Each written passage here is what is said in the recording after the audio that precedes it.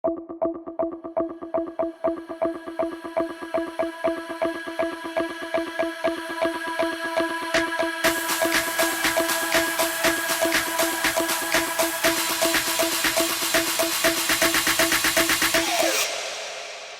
տապանում հյուրընկալել եմ հայկական խորհրդի փորձագետ, քաղաքագետ Էդգար Վարդանյանին, պարոն Վարդանյան, շնորհակալ եմ հրավերն ընդունելու համար։ Շնորհակալ եմ հրավերի համար։ Երկու օրից քաղաքական ուժերը վերջապես կլռեն,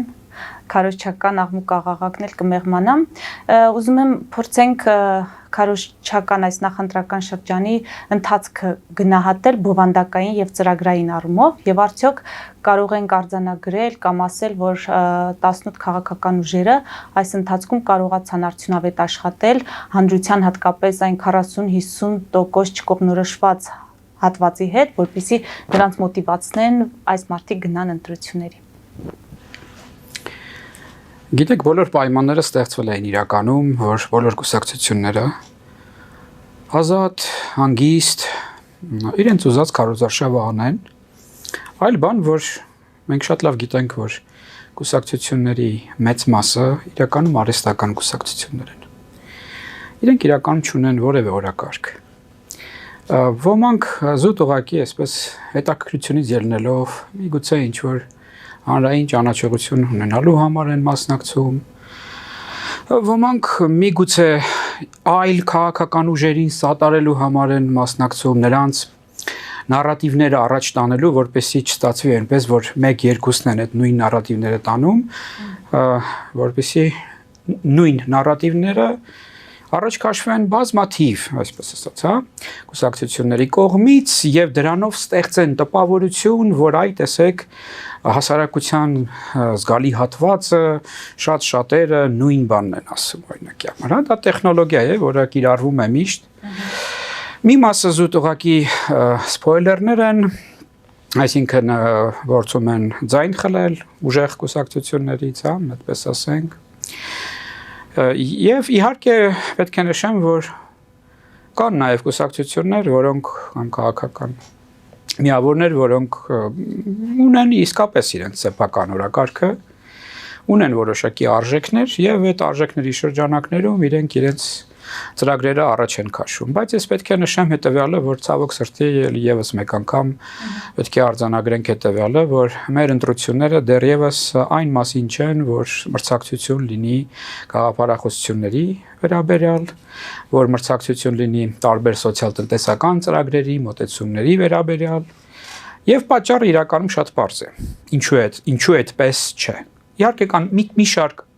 մանր պատճառներ նաև, բայց կա մեկ հիմնական պատճառ։ Պատճառը հետևյալն է։ Հայաստանի Հանրապետությունը այսօրվա դրությամբ կարելի ասել դեկոլոնիզացիայի գործընթացի մեջ է։ Իսկ սա նշանակում է, որ այն սուբյեկտը, որը հավակնություններ ուներ եւ հիմա էլ ունի Հայաստանի նկատմամբ, այն աշխարհակաղակական սուբյեկտը, կոնկրետ խոսքը Ռուսաստանի մասին է, ինքը հետաքրքրված չէ, որպեսզի լինի նման մրցակցություն եւ մյուս կողմից էլ ինքը ընտրությունները օգտագործում է, որպեսզի լինի Հայաստանում ռեժիմի փոփոխություն, այսինքն որպեսզի տապալվի դեմոկրատական ռեժիմը եւ հաստատվի այսպես շատ այո, ենթակա պրոռուսական ավտորիտար ռեժիմ, իրենց համար ամբողջությամբ հասկանալի, կանխատեսելի եւ կառավարելի, ուղղակիորեն կառավարելի։ Բնականաբար մեծ գումարներ են ներդրվում, օգտագործվում են իհարկե նաեւ մարդկանց վախերը, տարատեսակ բնականաբար մանիպուլյացիաներին են դիմում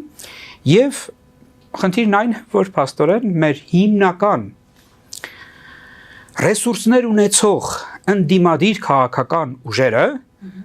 պրոռուսական քաղաքական ուժերն են, որոնց հետ աշխատում է Կրեմլը, այս կամ այն ձևով։ Եվ որոնց ռետորաբանությունը պայմանավորվում է եւ այնպես է, այո, այսինքն նրանք այդ դավաճան, ինչ որ թրքացում, բան այդ բոլոր տերմինները, նարատիվները ավելի շուտ առաջ են քաշում, որպեսզի հնարավորություն ունենան այ որոշակիորեն այսպես մարդկանց վախերի վրա աշխատելով, անտեղյակության վրա նաև աշխատելով ունենան պլան մինիմումը իրենց հետևյալն է, հա, որպեսզի նրանք ունենան լայն ներկայացվածություն խորհրդարանում եւ դա նույնպես գործիք է, երբ որ քո հիմնական ընդդիմությունը ռուսական ընդդիմությունն է, դու անընդհատ կարող ես ասել, որ այդ տեսեք հասարակության այն մի մասը, ոչ իշխանական այն մի մասը, ինքը ըստ էության ռուսական է, այսինքն ուզում է, որ լինի խորքային ինտեգրացիա Ռուսաստանի հետ եւ այլն, եւ բնականաբար այդ քաղաքական ուժերը արդեն իրենք կարող են Կրեմլի նարատիվների, Կրեմլի ծրագրերին համապատասխան այստեղ գործունեություն ծավալել հենց բուն խորհրդարանում։ Ըստ էության խաթարել նաև այդ մրցակցային դաշտը, հա, թույլ չտալ, որպեսզի լինի այնպիսի մթնոլորտ խորհրդարանում, որը բնորոշ է զարգացած դեմոկրատական պետություններին եւ ասել հետեւյալը, որ այն այլընտրանքը փաստորեն միակ սա է եւ հասարակությունը ուզի ըստ էության պետք է ընտրություն կատարի փաստորեն երկու այդ ճամբարների միջև այդ երեք քաղաքական ուժերը նույնիսկ եթե տեսեք դուք ասացիք չկողմնորոշվածներ կան, չէ՞, հայո, բայց այդ չկողմնորոշվածները իրենք հասկանում են, չէ, որ կան ուժեղ քաղաքական ուժեր, որ անկախ նույնիսկ իրենց կամքից այդ ուժեղ քաղաքական ուժերը ունեն որոշակի էլեկտորատ եւ իրենք միևնույն է լինելու են առաջատար դիրքերում։ Ուստի նշանակում է, որ այդ մարդիկ այդ չկողմնորոշված էլեկտորատը միևնույն է պետք է ընտրություն կատարի այդ քաղաքական ուժերի մեջ, որպեսզի իր ձայնը ինչ որ չափով ազդեցություն ունենա, չէ, գործընթացի վրա։ Հիմա բոլոր նրանք, որոնք ուզում են, որ երկիրը ժողովրդավարական մնա, զարգանա ժողովրդավարության ճանապարհով, խաղաղություն լինի, որպեսզի եվրոինտեգրացիան ու ընդհանրապես այդ դիվերսիֆիկացիայի քաղաքականությունը խորանա, հա, ազատությունները պահպանվեն եւ խորանան,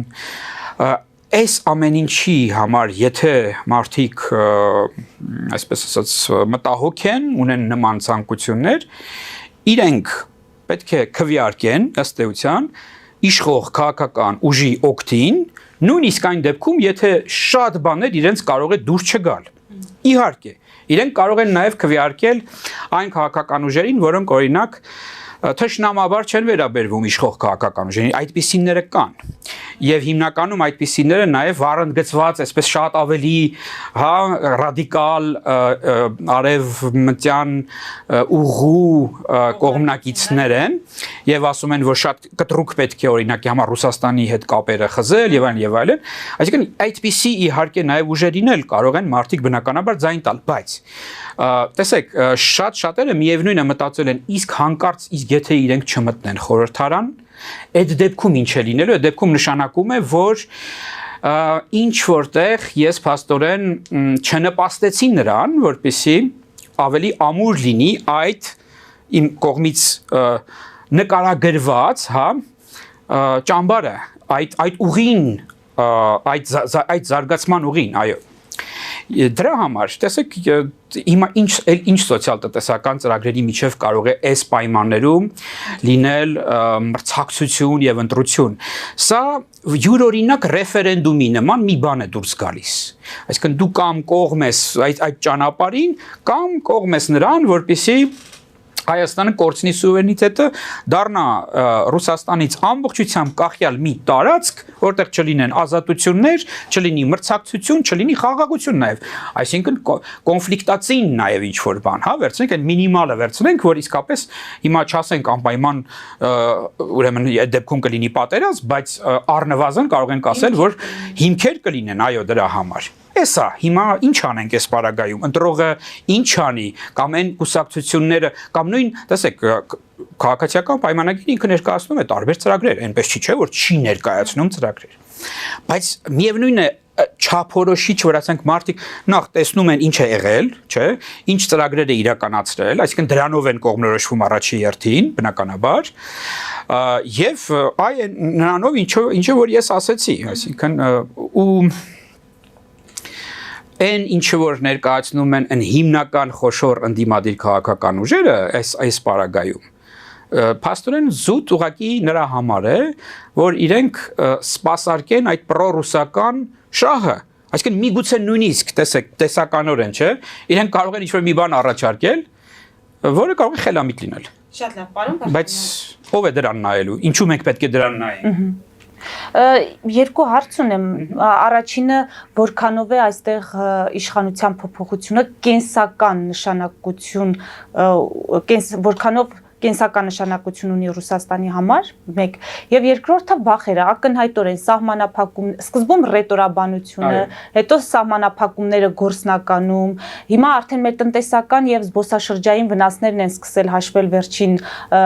լրահոսը, որ նայեցի, Շոյգուն է կարծեմ այդպիսի հաշվարկներ արել, որ մենք շատ խիստ վնասներ կկրենք, ակնհայտ է, որ փորձում են ազդել ամեն դեպքում արդյունքի վրա ու վախով ազդել, հիմա այ մենք պետք է մեր հարցազրույցով փորձենք մեր հայ ընտրողին օգնել, որպեսզի չվախենա, թույլ չտանք, որ այդ վախերը հասնեն իրենց նպատակին Ռուսաստանի կողմից դրվող եւ կենսական, որքանով է կենսական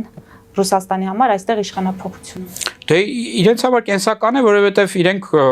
դիտարկում են Հայաստանը որպես իրենց տարածքը եւ հիմա իրենք տեսնում են, որ Հայաստանը իրենց տարածքը չէ։ Այսինքն այդ իրենց տարածքը չէ ձևակերպումը, դա զուտ ձևակերպում չէ, դա գործնական տեսք ունի, դա հողի վրա երևում է։ Այո, այսինքն իրենք ուզում են դարձնել այս տարածքը այնպիսի մի տարածք, կարծես ինքը Ռուսաստան է, այսպես ասեմ։ Հարավային մասն է, ֆորպոստ Ռուսաստանի տարածք։ Եվ այս պարագայում իրենք ամեն ինչ փորձելու են անել, որպեսզի ազդել ընտրությունների արդյունքների վրա, այլ բան, որ իրենք էլ ունեն հաշվարկներ, հա, իրենք էլ հասկանում են, որ այսօրվա դրությամբ Ռուսաստանը չունի աջակցություն, հանրային լայն աջակցություն, այսպես ասենք։ Եվ բնականաբար ես չեմ կարծում, որ իրենք մտածում են, որ այսօր իրենք կարողանան այդ իշխանափոխությանը հասնել, հա, այդ ռեժիմի փոփոխությանը հասնել։ Բայց մյուս կողմից դե ասում են, բայց չփորձենք էլ Այդ մեկ, երկրորդը լավ չստացվի, բայց գոնե մենք լծակներ կունենանք հետագայում ազդելու։ Հիմա իրենք նաև հող են նախապատրաստում, որպեսզի վաղը մյուս օրը իրենք կարողանան կազմակերպալ բողոքներ, բողոքի գործողություններ, անհնազանդության ինչ-որ ակցիաներ, հա, հող են նախապատրաստում, որպեսզի ինչ-որ ծայրահեղականներ դուրս գան մեկ էլ որտեղից Իսկ միգուցե եւ հենց ուղղակիորեն իրենց կողմից ուղարկված ծայրահեղականներ եւ փորձեն դեստաբիլիզացնել իրավիճակը։ Իրենք հող են նախապատրաստում նաեւ հոգեբանական առումով, այսինքն վախեցնել մարդկանց, որ վաղը մյուս օրը օրինակ ասեն, ահա, տեսակ, հիմա օրինակ չլսեցիք մեզ, այսպես ասած, հա, էլի ընտրեցիք Փաշինյանին Եվ դե հիմա տեսեք ինչ է լինելու։ Եվ իրենք օրինակ վաղը մյուս օրը կարող են ենթադրենք փորձել էլի տնտեսական այդ սանկցիաների օրինակ քաղաքականությունը խորացնել։ Թեև ես կարծում եմ, որ գիտեք, սա բնականաբար քանի որ իրենց շահերից էլ չի ելնում, էլի։ Իրենք վերջի վերջո համակերպվում են արդյունքի հետ չեն կարող չհամակերպվել։ Այսինքն մի կողմից համակերպվում են այն առումով, որ ասում են լավ, հիմա մենք պետք է աշխատենք էլի։ Միևնույնն է, այս քաղաքական ուժի հետ, այս մեծամասնության հետ, հա, բայց մյուս կողմից էլ ասում են դե հա, աշխատել նաև նշանակում է ընթացքում փորձել թուլացնել։ Ինչ կարող են իրենք անել, որը կարող է մեր վրա, այսպես ասած, թանկ նստի կամ ազդի մեր վրա, հա, այսինքն վնասի, ինչպիսին կարող է լինել, ենթադրենք, հա։ Հիմա տեսեք, կարճաժամկետ առումով հնարավոր է որոշակի ոլորտներում որոշակի խնդիրներ առաջանան, որոշակի, ասենք, ֆիրմաների մոտ, որոշակի, այսպես ասած, ռուսական էքսպորտի վրա աշխատող հա մարդկանց մոտ կարող են ժամանակավոր որոշ խնդիրներ առաջանալ, որոնք ընդհանրապես կատաստրոֆիկ չեն լինելու, որովհետև այսօր մի կողմից կառավարությունն է փոխհատուցում սուբսիդավորում նրանց, հա, այդ մեկ։ Երկրորդը շատ արագ ըստ էության մենք ու իրականում դա այն էր ինչը որ պետք էր վաղուց անել, բայց ինչ որտեղ նաև ստիմուլ չկար շատ բիզնեսմենների մոտ, որովհետև իրենք սովորել էին ռուսական շուկայում աշխատել եւ չէին ուզում, թեև անընդհատ ասվել է դրա մասին, որ ժամանակն է, որ դուք այլ շուկաների վրա էլ աշխատեք, հա, բայց այստեղ հիմա երկու մի բան կա, ուրեմն առաջինը ստիմուլ է փաստորեն առաջանում, որպեսզի նրանք այլ շուկաների վրա աշխատեն բիզնեսմենների վրա, այսինքն բոլոր նրանք, որոնք արտահանման վրա, այսինքն փող են աշխատում, այսպես ասենք, այդ մեկ եւ երկրորդը ստիմուլ է առաջացել օրինակ Եվրամիության համար, արևմտյան տարբեր պետությունների համար, որոշակի այսպես արտոնյալ պայմաններ տալ եւ այնպես անել, որ այդ իրենց շուկան, այսպես ասած, ավելի մատչելի լինի մեր արտադրողների համար, մեր արտահանողների համար։ Մինչև այս պահը, հասկանում եք, երբ որ ասում են, դե լավ, դե եթե ձեր բիզնեսմենները այնտեղ աշխատում են ու գոհ են, դե հիմա մենք ոնց արտոնյալ ձեզ պայմաններ ստեղծենք, որպես ինչ հիմա ստեղծենք այդ պայմանները, հա, եթե ունեք դուք այդ հնարավորությունը, այնտեղ փող աշխատելու ենթադրենք ու դե չեն ուզում հիմա իրենք այս պայդրությամբ միանգամից sense թեքվեն մեր դեպի մեր շուկան։ Երկրորդը բնականաբար կան սահմանափակումներ, մենք մաքսային միության անդամ ենք, այլ մաքսային միության անդամ ենք եւ պետք է նախ մեր ստանդարտները համապատասխան լինեին, բնականաբար նաեւ դա թանկ կարող է մեր համար լինել, որովհետեւ մենք այլ մաքսային միության անդամ լինելով չենք կարող էլի, sense էժանով այսպես ասած մտնել եվրոպական շուկա, բայց հիմա, քանի որ իրենք տեսնում են, որ սա աշխարհաքաղաքական լուրջ խնդիր է եւ բնականաբար արևմուտքն էլ Եվրամիությունն էլ հենց թեկուս միայն ու միայն թեկուս, տեսեք չեմ ասում հենց միայն, բայց թեկուս միայն, այն պատճառով որ իրենք ունեն շահեր այստեղ, որ իրենք շահագրգռված են բնականաբար, հա, որ Հայաստանը այսպես մնա ժողովրդավարություն, որ Հայաստանը այսպես շատ վստահելի գործընկեր լինի արևմուտքի համար, որովհետև իրենք նաև Հայաստանը դիտարկում են որպես մի տարածք, որը կարող է կապել արևմուտքը եւ արևելքը եւ իրենք գումար աշխատեն դրանից եւ այլն։ Տեսեք, իրենք արդեն խոսել են այն մասին, որ որոշակի այսպես արտոնյալ փաստորեն կարող են պայմաններ ստեղծել մեր արտահանողների համար։ Այնպես որ այս գործընթացը ես կարծում եմ այն ինչ որ անում են Կրեմլից իրենց ըստ էության դեմ է աշխատում կարող են այսինքն զուտ ազդեցությունը տնտեսական բացասական առումով կարող է կարճաժամկետ եւ մինիմալ լինել բայց հեռանկարային առումով այո իրենք ըստ էության նպաստում են նրան, որ Հայաստանը ավելի ուժեղ դառնա, ավելի խորացնի դիվերսիֆիկացիայի քաղաքականությունը, ավելի սերտ հարաբերություններ ունենա արևմուտքի հետ եւ այլն։ Դրա համար ես մտածում եմ, որ շատ հավանական է իհարկե, որ իրենք ընթացքում, այսինքն ընտրություններից հետո, երբ որ տեսնեն, որ չէ, էլի չի դինում բան անել, ապակայունացնել իրավիճակը, իրենք կվերանայեն իրենց այդ մոտեցումները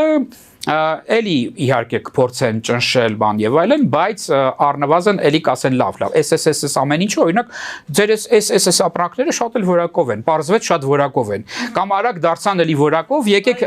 բան արեք, վաճառ։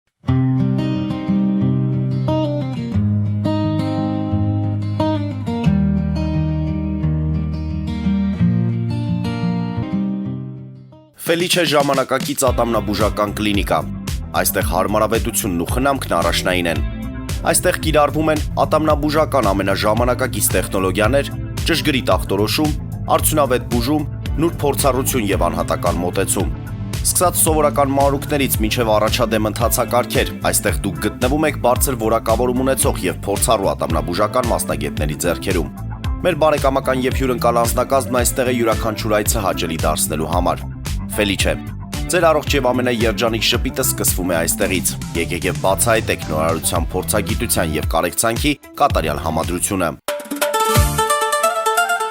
Երևան Փոստը Գրանադայի ուզում տեղեկացնում է։ Դրամական փոխանցումներ 1%-ով։ Օդանավով 1 փաունդը 2.99։ Նավով ուղարկեք 1 արկղ, երկրորդ արկղը անվճար։ Ավտոմեքենաների փոխադրում անհավատալի արժեքներով։ Ինչպես նաև կահույք եւ մեծ չափի բեռների փոխադրում։ Jackpot հագուստի խանութը երկրորդ մասնաճյուղն է բացել Գլենդելի սրտում, որտեղ կարող եք ձեռք բերել եվրոպական եւ ամերիկյան ընտիր հագուստեղեն, կոշկեղեն, աքսեսուարներ, պայուսակներ ամենահարմար արժեքներով։ Նաեւ կարող եք ցանկացած ապրանք պատվիրել եւ ձեռք բերել կարճ ժամանակում։ Jackpot-ի Գլենդելի հասցեն է 1135 North Pacific Avenue, հեռախոս 818 813 2252 Jackpot հագուստի լավագույն կենտրոնը Գլենդելում։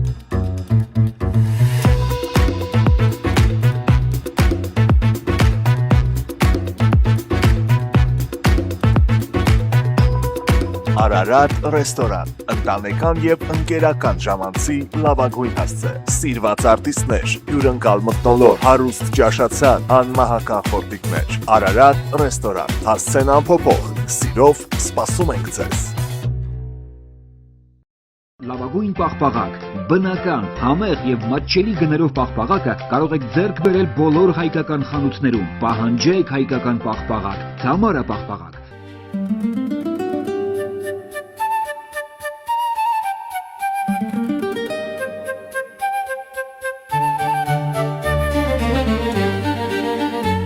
Նոյան տապան տպարան, Նոյան տապան հրատարակչություն, շարվածքից մինչև տպագրում, զանգահարեք, գրեք, այցելեք, միասին պատրաստենք ձեր գիրքը, ամսագիրը կամ թերթը, որտեղ նշվելու է, տպագրված է Նոյան տապանում։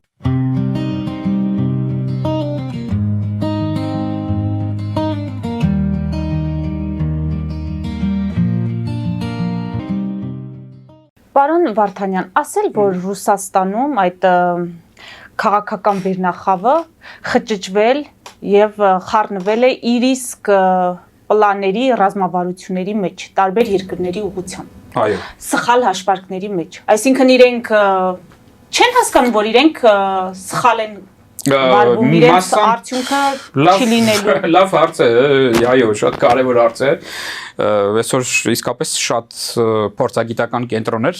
նաև այս հարցը դնում են որպես այսպես հետազոտության առարկա իրենց համար, հա, ոնց հասկանանք սա։ Երկու բան կա էլի այստեղ։ Մեկը այն է, որ ավտորիտար, խիստ ավտորիտար համակարգը թույլ չի տալիս, որպեսզի վերնախավում կայացնեն միշտ ռացիոնալ որոշումներ, որովհետև ինքը, գիտեք ինչ, հանգեցնում է նրան, որ այդ հետազոտողները, օրինակ, հա, կոնկրետ տեղերում աշխատողները, որոնք պետք է ինֆորմացիա հասցնեն, հա, իրենք ուզում են ուղղակի սիրաշահել վերևներին։ Եվ այնպես անել, որ այդ վերևները իրենց լավ նայեն։ Այսինքն իրենք առաջի հերթին մտածում են իրենց այդ դիրքի մասին, իրենց նյութական շահի նաև մասին, իրենց կարիերայի մասին, եւ ասում են, որ եթե մենք ասենք ջանք թափենք, ճշմարտություն ասենք եւ այլն, կարող է դա դուր չգա, ասենք, կարող է ասեն, այս չեք խոսում բան եւ այլն, եւ ասենք մեզ մի քիչ այլ աչքով նայեն, էլի։ Այդ մեկ։ Երկրորդը բնականաբար կոռուպցիայի գործոն էստեղ կա, այսինքն, հա, որովհետեւ այդ էլի խիստ ավտորիտար համակարգերը չեն նպաստում նրան, որպեսզի պրոֆեսիոնալները գործեն, մրցակցություն լինի, հա, մոնոպոլիաներ կան, ինչ որ մարդիկ, որոնք արդեն սովորել են այս դաշտում աշխատելը, իրենք թույլ չեն տալիս, որ այլ ինչ որ սուբյեկտներ մտնեն այդ դաշտը եւ ավելի պրոֆեսիոնալ պահեն իրենց օրինակի համար, հա։ Այդ կա եւ վերջի, այսինքն այդ ամենավերևում գտնվողները քանի որ այդպեսի մի քանի բարիերներ են ստեղծել իրենց, որ որևէ մեկը չմոտիկանա, էլի, ըստ էության իրենք adekvat չեն կարողանում վերևում պատկերացնել, թե ինչա կատարվում, հա, չգիտեն իսկապես, չգիտեն, չեն հասկանում։ Երկրորդ գործոն էլ կա։ Դա այն է, որ ասում են դե լավ, հիմա ռիսկի չդիմենք։ Այսինքն տեսնում են, իրենք նայում են, ասում են լավ, եթե սենց անենք, մեկը էլի վատ է լինելու ոնց որ մեզ համար։ Այսպես անենք, հա էլի վատ է, բայց կարող է շանս լինի, կարող է ռիսկի դիմենք կամ վաբանկ գնանք, մեկ էլ ստացվի, էլի, որովհետև իրենք տեսնում են, որ որոշ տեղերում որոշ բաներ ստացվել է ընթացքում։ Այնպես չի, որ ռուսական քաղաքականությունը բոլոր ոլորտներում ամեն ինչում ձախողում է, այդպես չի, էլի։ Ու դա իրանց տալիս է այդ շատ բնականաբար իրենց համար վտանգավոր զգացողությունը, որ միգուցե եւ այս անգամ էլ կարող է ստացվել։ Ասեք Ուկրաինայի հետ կապված իրենք վստահ էին, չէ, որ շատ կարճ ժամանակահատվածում իրենք ամբողջ Ուկրաինան վերցնելու են։ Իրենց ասում էին, որ ուկրաինացիները իրականում պատրաստ են հանձնվելու, նույնիսկ սիրում են Ռուսաստանին եւ այլ շատ հաճույքով ասեն, հա ինչ ա եղել, որ ավելի հզոր երկրի անդամ կդառնանք, էլի, ավելի բարձր աշխատավարձ կստանանք, ավելի լայն հնարավորություններ կունենանք, մարդես ինչ է այս Ուկրաինան, բայց չհասկացա, որ այդպես չի։ Հա, որոշակի շերտեր կար, տեսեք ինչի նաև այդպես մտածեցին, որովհետև օրինակ Ղրիմում ստացվեց իրենց մոտ, որովհետև բայց ինչի ստացվեց, նաև որովհետև այնտեղ այնուամենայնիվ բնակչության մեծ մասը ռուսական հասարակության բնորոշ մենտալիտետ ուներ, այսպես ասենք, ռուսեր իրեն անվանում ավելի շատ, հա, ու մի խոսքով էլի, այսինքն այս երկու բաները նրանց թույլ չեն տալիս, որ իրենք ռացիոնալ իրենց շահերից ելնելով գործեն։ Հիմնականում այսպես։ Շատ լավ, պարոն Վարդանյան, ուզում եմ, որպեսզի միակողմանի չստացվի, այսինքն մեր հարցազրույցի թիրախում միայն Ռուսաստանի չլինի, ասել, որ Թրամփի աջակցող հայտարարությունը Փաշինյանին ուղիղ միջամտություններ ընտրություններից առաջ մեր ներքաղաքական գործերին, այնպես ինչպես Ռուսաստանը։ Չէ, ասեմ ինչու։ Այո, այդ այն հարցերից է, որ անընդհատ քննարկվում է։ Հիմա տեսեք, շատ պարզ բան կա, բացատրություն այստեղ կա։ Ինչ անում Ռուսաստանը եւ ինչ անում Արևմուտքը։ Այո, Արևմուտքը ունի ցանկություն, որպեսզի այսօրվա իշխանությունները վերընտրվեն։ Այդ միանշանակ է։ Եվ այո, ինքը իր այդ ցանկությունը երբեմն ուղղակիորեն արտահայտում է, ինչպես Թրամփի դեպքում էր։ Բայց հիմա Ռուսաստանը կարող եք ասել հակառակ ցանկություն ունի։ Ուզում է որ չվերընտրվի Փաշինյանը եւ ուզում է որ ուրիշ քաղաքական ուժեր, որոնք իրենց շահերին համաունչ, այսպես ասենք, քաղաքականություն կվարեն։ Ու դա այն դեպքում, երբ որ Փաշինյանն ասում է, որ մենք ԵԱՏՄ-ից դուրս գալու օրակարգ եւ հեռանկար չունենք։ Սա էլ չեն կարողանում հասկանալ, ինչպես կարելի է չհավատալ կամ չգիտեմ, այստեղ ո՞րն է խնդիրը։ Ռուսների քաղաքականության։ Հա, հիմա բայց ես նկարագրեմ այդ վիճակի տարբերությունը լինի ու ձեր հարցին պատասխանը լիարժեք լինի, էլի։ Արևմուտքը ուրեմն ապօրինի ֆինանսավորում չի իրականացնում, հա, այսինքն ապօրինի մենք տեսնում ենք, չէ՞, օրինակ, որ այսօր բազմաթիվ խոսակցություններ կան եւ նաեւ բավականին այսպես վստահելի հետաքննություններ կան, որոնք ասում են, որ Ռուսաստանը փորձում է ձայն գնել, այսպես ասենք, եթե շատ կոչ։ Են գալիս, դեպքեր են բացահայտվել։ Ահա, այսինքն դա ապօրինի միջամտություն է։ Հասկանում եք, դուք ապօրինի կերպով ֆինանսավորում եք քաղաքական սուբյեկտներին։ Դրսից, այսինքն, հա։ Այդ մեկ Ռուսաստանից գալիս է ոչ միայն առանձին ապատեղեկատվություն, այլ ապատեղեկատվական արշավներ, բազմաբնույթ, ինտենսիվ, կեղծիք, այսինքն կեղծիք են տարածում, ոչ միայն մանիպուլացնում են կամ ուղղակի համոզում են, քարոզում են ենթադրենք, հա, որ այ ճիշտ է, որ այսպես դուք շատ չէ, ուղղակի ասենք, ֆալսիֆիկացիա են դիմում, հա, եւ տեսեք, թեկուզ այս երկու հանգամանքները արդեն բավարար են, որպեսզի մենք այդ տարբերությունը տեսնենք։ Արևմուտքը նման բան չի անում։ Արևմուտքը չի կեղծում։ Արևմուտքը կեղծ ինֆորմացիա չի տարածում, հա։ Արևմուտքը կիբեր հարձակումներ չի իրականացնում, ինչպես որ Ռուսաստանի տարածքից ուրեմն շատ հաճախ մենք տեսնում ենք, որ տարբեր ինչ որ երբեմն հասկանալի, երբեմն անհասկանալի հակերներ հարձակվում են օրինակ մեր պետական կայքերի վրա, հա, այս ամեն ինչը կամ ասենք մարդիկ չեն գալիս արևմուտքից, որ բան անեն, էլի, այստեղ ուղղորդեն ընտրություններին մասնակցելու, այո, չկա տենց բան։ Այն ինչ որ արևմուտքը անում է, օրենքի շրջանակներում է, թափանցիկ է, սա շատ կարևոր է։ Հիմա արևմուտքը կարող է գրանտ օրինակ, հա, այսինքն ինչ որ մի կազմակերպություն կամ հենց թեկուս այս կամ այն պետության պետությունը հենց կառավարությունը, իրենց արտաքին գործերի նախարարությունը կարող է գրանտ տալ, օրինակ, անկախ մեդիային։ Ցույց է տալիս գումարը, ասում է, ես տալիս եմ եւ ինքը օրակարգը չի թելադրում, ինքը չի ասում դուք ինչ պետք է ասեք, ինքը չի ասում դուք այ ես տալիս եմ այս գումարը,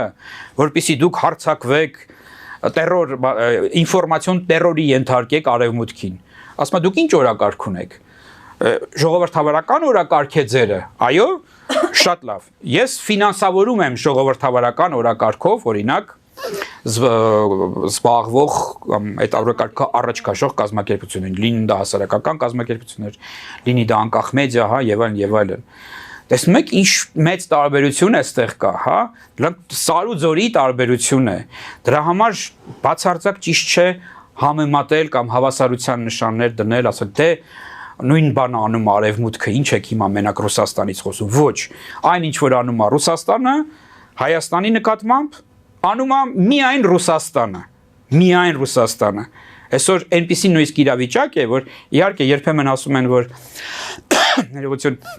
օրինակ մեր հարևան երկրներն են, կարծես, հա, բարբերաբար հարձակվում ինֆորմացիոն, այսպես ասած, առումով դեռևս, բայց գիտեք ինչ, դա լրիվ անհամեմատելի է ռուսական այդ կազմակերպված արշավների հետ։ Երկրորդը իրենք հատուկ այնտեղ կազմակերպված ձևով, հա, Հայաստանի նկատմամբ դեզինֆորմացիա չեն տարածում։ Հենց մեր հարևանները։ Չկա նման բան։ Ժամանակին դա անում էին։ Երբ որ կոնֆլիկտ կար, սուր կոնֆլիկտ էր, պատերազմական իրավիճակ էր, այո, մեր հարևանները դրանով զբաղվում էին, այսինքն Ադրբեջանը եւ Թուրքիան, հա, մասնավորապես իհարկե Ադրբեջանը։ Բայց այսօր մենք նման բան չենք տեսնում, անձամբ ես նման բան չեմ տեսնում։ Իհարկե ես տեսնում եմ, որ այնտեղ կան նարատիվներ որոշակիորեն, հա, նաեւ հայատացության դրսևորումներ կան դեռևս։ Նրանց տարատեսակ մեդիա միջավայրերում այդ ամեն ինչը կա, բայց նորից եմ ասում, ինքը իր բնույթով, ինքը իր մասշտաբով, հա, կտրուկ տարբերվում է այսօրվա այդ Ռուսաստանի կողմից իրականացվող ապատեղեկատվական արշավներից, հարձակումներից տարատեսակ, այդ տնտեսական շանտաժը մենք այսօր հակառակն ենք տեսնում իրականում, չէ՞, եկեք բաց բան անենք, չէ՞,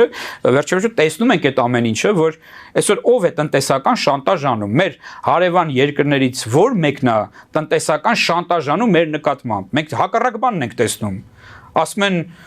հա, կարող է, օրինակ, չէ, մեր Ադրբեջանը ըստ էության, այլ հիմա դեռևս իհարկե երրորդ երկրների տարածքով մեզ վաճառում է բենզին, չգիտեմ, այլ ինչ-որ ապրանքներ ու այս տենդենսը, այսինքն ավելի լավ հարաբերություններ, տնտեսական հարաբերություններ, իսկ այն ինչը որ անում է Ռուսաստանը, դա շանտաժ է։ Եթե ինչ-որ մեկը կասի, որ դա շանտաժ չի, իդեպ, ասեմ, որ շատ տարօրինակ է նաև, նու տարօրինակ չէ, էլի, տարօրինակ չի, բայց եթե օրինակ այդ հայկական այդ պրոռուսական ուժերը լինեին ոչ թե պրոռուսական ուժեր, այլ իսկապես հայաստանյան ուժեր, իրենք անմիջապես կբարձրաձայնեին այդ տեսակի շանտաժի անընդունելության մասին։ Իրենք ասեին, որ հա, մենք խնդիր ունենք, մենք չենք կիսում իշխանությունների այս կամ այն ծրագիրը եւ այլն, մենք խիստ քննադատում ենք նրանց, մենք ուզում ենք, որ իրենք գնան եւ այլն, բայց այն ինչ որ դուք անում եք, դա պետությանն է հարվածում, դա ժողովրդին է հարվածում, եւ երկրորդը դա շանտաժ է, շանտաժը անընդունելի է, այդպես իրենք պետք է ասեին, որովհետեւ եւ իմիջիալոց իրենք ընդունում են, որ դա շանտաժ է։ Դուք լսեք իրենց հարցազրույցները, այդ քաղաքական ուժերի ներկայացուցիչների, իրենք ասում են, հա, Հայաստանը իրեն այնպես պահեց, ասում է Հայաստանը իրեն այնպես պահեց, որ ինքը տենց արեց։ Այսինքն դուք ընդունում եք, որ դա շանտաժ է, որտեղ իրենք չեն ասում, չէ՞ որ դա շանտաժ է։ Ռուսները չեն ասում դա շանտաժ է։ Ռուսները ասում են, որ ձեր թունավոր են ձեր ապրանքները, չեն համապատասխանում մեր ստանդարտներին, դրա համար մենք սահմանափակումներ ենք անում։ Բնականաբար դա ծիծաղելի է, որովհետև ոնց կարող չէ մեկ օրում այդ ամբողջ այդ ապրանքների այդ մեծ ցանկը միանգամից դառնալ թունավոր, միջև այդ այսինքն թունավոր չէր։ Իսկ եթե հիմա էս էլ արդեն ռուս հասարակությանն էլ էլի կարելի է այստեղ բան անել, այսինքն դուք չեք զգում, որ որքան անհարգալից է ձեր պետությունը հենց ձեր նկատմամբ, որովհետև եթե թունավոր էր, բնականաբար ակնհայտ է, որ իրենք միջևետել էր թունավոր, ուրեմն ձեզ փաստորեն թունավոր ապրանքը, հա, այսպես ասած, վրամցնում էր ու ձեզ չէր ասում, որ թունավոր է, թունավորում էր ձեզ փաստորեն։ Էդ է, իսկ եթե հանկարծ դուք ասեք, որ միանգամից, այսպես ասած, նոր թունավոր այդ ամեն ինչը դարձան, հա, այստեղ արդեն նշանակում է, որ ձեր ողջամտության, տրամաբանության, ուրեմն հետ կապված խնդիրներ կան, էլի, եթե հանկարծ այդպես ինչ որ մեկի մտքով, չէ, այդպիսի բան անցնի։ Պատկերացնում եք, ինչ որ մեկը լուրջ հավատան դրան, որ հանկարծ մեկ էլ, հա, մանավանդ, ախր ինքը չի կարող այդպես մտածել, որովհետև հենց նույն Մոսկվան այդ ամեն ինչը անուղղակիորեն առնվազն չէ կապում է փաստորեն մեր կուրսի հետ։ Ասում է, բա ինչի Զելենսկուն հրավիրեցիք, բան ու մեկ էլ սկսում է այս ամեն ինչը անել։ Բա համ ասում եք թունավոր է ուղղակի զուտ դրա համար ենք բան անում, չէ՞։ Համ էլ ասում եք, որ Մոսկվան է, Երևանն է փչացնում հարաբերությունները, մեր դեմ աշխատում է եւ այլն եւ այլն։ Կամ մի հատ ուրիշ բան էլի անտրամաբանական, որը ակնհայտ է սա ուղղակի, էլի, տեսեք ինչա Պուտինը ասում է, այդ ստանդարտները միջև վերջերս իրենք ասում էին, որ չեն կարող, ակնհայտ ճշմարտություն էին ասում, բայց այնպես էին ներկայացնում, կարծես մենք դա չգիտենք ու կամ մենք դա չենք ընդունում, չենք խոսում դրա մասին եւ այլն, որ երկու մաքսային միությունների միջև զուգահեռ երկու մաքսային միությունների մեջ չես կարող դու լինել։ Պետք է ընտրություն կատարես։ Դա մենք ենք ասում։ Միշտ ենք խոսել դրա մասին, որ իհարկե ինչ որ մի բայի պետք է ընտրություն բան անենք, հա, անենք, հա, ստեղից դուրս գանք, մտնենք այնտեղ։ Հետո իրենք հասկացան, որ դե շատ արդեն անլուրջ է, էլի, այդ թեման անընդհատ նույն ձևի sense բարձրացնել բան, ասեցին, չէ, այդ ճանապարհին, որ դուք ճանապարհ եք անցնում հələ որ, հա, դուք ստանդարտներ եք եվրոպական ընդունում։ Իսկ այդ ստանդարտները, ասում է, չեն համապատասխանում եվրասիական ստանդարտներին։ Այդ ընդհանրապես, այսինքն դուրս է գալի, որ եվրոպական ստանդարտները ըստ իրենց ցածր են ավելին, բայց մի հատ ուշադրություն դարձրեք, էլի, այս բանի վրա։ Այսինքն մեր ստանդարտները ըստ իրենց ավելի բարձր են, քան եվրոպական ստանդարտները։ Հիմա մենք որ գնում ենք եվրոպական շուկային ինտեգրվելու ու ընդհանուր առմամբ Եվրամիության ինտեգրվելու ճանապարհով, այդ ճանապարհին մեր ստանդարտները փաստորեն իջացնում ենք։ Հա։ Դե դրա համար եմ ասում, էլի իրենք իրենց քաղաքականության եւ հաշվարկների մեջ կարծես թե խրվել են։ Սխալ։ Դե հա, այսինքն բայց ինչ որ մի բան պետք է ասեն, բայց ախր շատ անտրամաբանական է, էլի շատ, ուղղակի բացարձակ հիմքեր չունի եւ չգիտեմ, այս ամեն ինչը իհարկե հասարակությունը պետք է շատ լավ տեսնի, գիտակցի եւ կարծի եւ համոզված եմ, որ մեծամասնությունը այս ամեն ինչը տեսնում է։ Իհարկե կան որոշակի շերտեր, որոնց մոտ ինչ որ կասկածներ կան, որոնք այդ ռոպագանդայի ազդեցության տակ են, բայց հիմա մարդը եթե մեր այս զրույցը տեսնի, լսի, հա, ու ուղղակի ինքը երբ որ մտածող մարդ է, ինչ պետք է ասի, էլի, ես չեմ պատկերացնում, պետք է ասի, չէ, այս փաստարկները չկան, ինչ որ ես ասեցի, որ մի փաստարկը կարելի է հակափաստարկով չեզոքացնել, այս մեր խոսակցության ժամանակ հնչեց փաստարկները, չկա այդպիսի բան։ Շնորհակալ եմ։ Հուսով ենք իսկապես ազդեցություն կունենա մեր հարցազրույցը։ Ես հիշեցնեմ մեզ դիտողներին, որ զրուցում էի Հայկական խորհրդի փորձագետ, քաղաքագետ Էդգար Վարդանյանի հետ։ Մեր եթերները կարող եք դիտել Patreon-ում, նաև այդ հարթակում աջակցել էկրանին երևացող QR կոդով։